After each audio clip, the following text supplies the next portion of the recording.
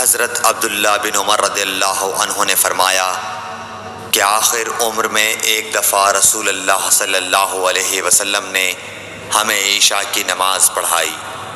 جب آپ نے سلام پھیرا تو کھڑے ہو گئے اور فرمایا کہ تمہاری آج کی رات وہ ہے کہ اس رات سے 100 برس کے آخر تک کوئی شخص جو زمین پر ہے وہ باقی نہیں رہے گا۔ صحیح بخاری حدیث نمبر 116۔ حضرت عبداللہ بن عباس رضی اللہ تعالی عنہ فرماتے ہیں کہ ایک رات میں اپنی خالہ میمونہ بنت حارث زوجہ نبی کریم صلی اللہ علیہ وسلم کے پاس گزاری، اور نبی کریم صلی اللہ علیہ وسلم اس دن ان کی رات میں انہی کے گھر تھے۔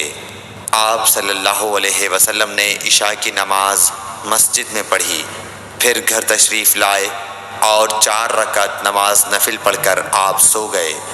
پھر اٹھے اور فرمایا کہ ابھی تک یہ لڑکا سو رہا ہے یا اسی جیسا لفظ فرمایا۔ پھر آپ نماز پڑھنے کھڑے ہو گئے اور میں بھی وضو کر کے آپ کی بائیں جانب کھڑا ہو گیا، تو آپ صلی اللہ علیہ وسلم نے مجھے دائیں جانب کھڑا کر لیا۔ تب آپ نے 5 رکعت پڑھی، پھر 2 پڑھی، پھر آپ سو گئے یہاں تک کہ میں نے آپ کے خراٹے کی آواز سنی۔ پھر آپ کھڑے ہو کر نماز کے لیے باہر تشریف لے آئے۔ صحیح بخاری حدیث نمبر 117۔ حضرت ابو ہریرہ رضی اللہ تعالیٰ عنہ کہتے ہیں کہ لوگ کہتے ہیں کہ ابو ہریرہ بہت حدیثیں بیان کرتے ہیں، اور میں کہتا ہوں کہ قرآن میں 2 آیتیں نہ ہوتیں تو میں کوئی حدیث بیان نہ کرتا۔ پھر یہ آیت پڑھی جس کا ترجمہ یہ ہے، جو لوگ اللہ کی نازل کی ہوئی دلیلوں اور آیتوں کو چھپاتے ہیں، آخر آیت رحیم تک۔